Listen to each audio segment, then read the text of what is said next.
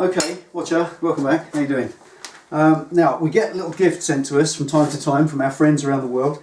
Very kind of you always. And we've got a little gift from our friend Roy Rodriguez, who sent us a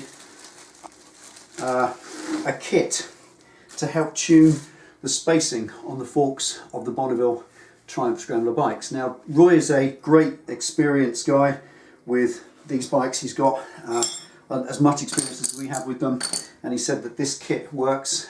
You should fit it. And what it takes the form of is 4 shims like that, which you fit in amongst the spaces to correct something that some people believe is wrong. I'll show you exactly what it means. I'll show you exactly what is apparently a bit of a myth. Now, there's a common misconception that if you undo the axle on your Bonneville Scrambler Thruxton, you get this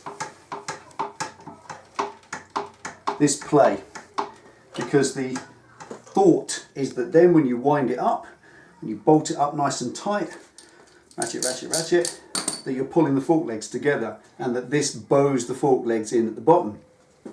Wrong, incorrect, not on this particular bike. Now, on a bike with a fixed axle, such as so the earlier Triumphs, that sort of thing, where you have a fixed axle, it's all about the axle. Let me show you. I'm going to take it out. If I take the wheel nut off this side and then take the proper spacer off as well, or the washer, then I can just push the axle out. Now if I come this way and just undo the axle this side, so I've already backed these off a little bit. Now if I push that out like that, I just want to show you this axle. Now this particular kind of axle is synonymous to the Bonneville, Thruxton and Scrambler bikes. You have this shoulder, this bit here. So when they turn this, when they take this big axle that goes right through and they machine it in the factory, they make this step deliberate on the end, like a little bit that's fatter than the rest. And this is designed to go in, there we go, I'll do it this way you can see, designed to go into the fork leg like that. Now I want you to watch, can you see there? Let's watch there, as it comes through, that shoulder comes all the way through like that and it hits the spacer, solid. Now what that does is it locks all the spacers together. It hits that spacer, which hits against the centre tube inside the hub, which hits that spacer, and then everything is one piece. And then, look, no play at all, no play. If I keep that pulled through nice and tight, there's no play at all. Now the thinking behind this shim kit is that when you push it back out a bit, when you get this play, that you put these shims in between to take up the play. Now this is about stiction. You know, when a fork leg, if you pull a fork leg in, if you bow them in at the bottom and you pull them together with the wheel nut, then obviously that's going to cause resistance in the fork sliding action, and that's all bad. So there's got a common sense in these. Now this would work on a common garden regular axle. The axle, for instance, on many other bikes, they don't have this shoulder that comes through and presses against the outer wheel spacer. What they have instead is an axle that goes right through. I think Harley's had that.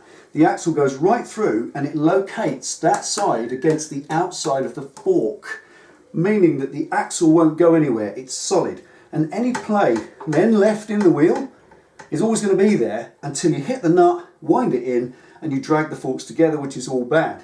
So on an axle that locates solidly against that fork leg, like on a Harley, then these shims are a brilliant idea. And they're about $10, I think, for 4 shims, and you get a fancy, big, fat, nickel, chromey, polishy nut to go on the end of it. Principle here is, I'll show you how you do these up. Very simply, when you do one of these up, you put your axle right the way through, leave this pinch bolt undone, you then put the washer on, you then put the nut in place. Now, just another issue, that's the stainless steel factory nut, that's the nylon lock nut, nylock nut, that's fatter by a long way, and I'm going to come back to that in a minute. I'll show you something. I'm just going to spin that back on because I'm going to stick with that one, pop it on and do it up. Now take a 19mm open-end socket or spanner.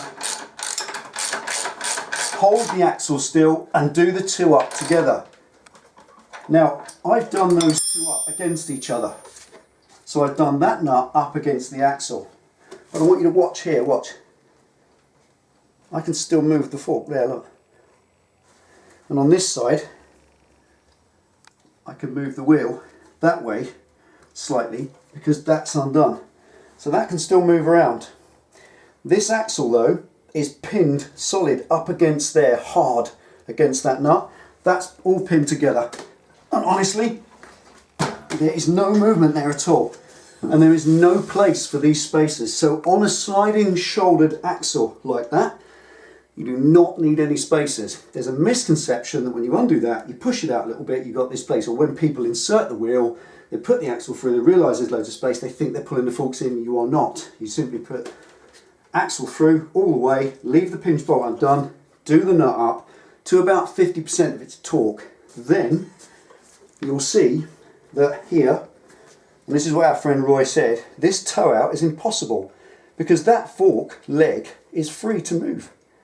So when it sets in its place neatly there, you simply take your Allen key and nip that up.